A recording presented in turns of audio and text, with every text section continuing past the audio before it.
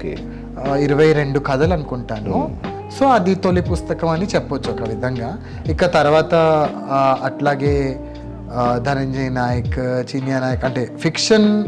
ధనంజయ్ నాయక్ అని ఈయన కూడా నీటి నానీలను ఒకటి రాశారు. తర్వాత సూర్య ధనంజయ్ గారు,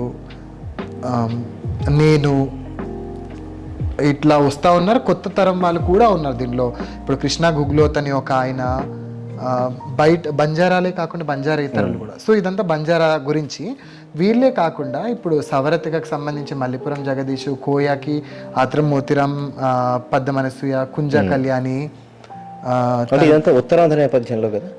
ఆంధ్ర ప్లస్ తెలంగాణ, ఆదిలాబాద్ నుంచి ఆత్రం మోతిరాం కదా. సో ఇలా చాలా మంది ఉన్నారు. ఇదంతా మన తెలుగు అని చెప్పుకోవచ్చు. ఇంకా తెలియని వాళ్ళు ఇంకెంతమంది. మహాశ్వేతాదేవి గారు అవార్డ్ అంటే అక్కడికే వస్తున్నాను. ఫస్ట్ మనం తెలుగు పూర్తి చేసుకొని తర్వాత వేరే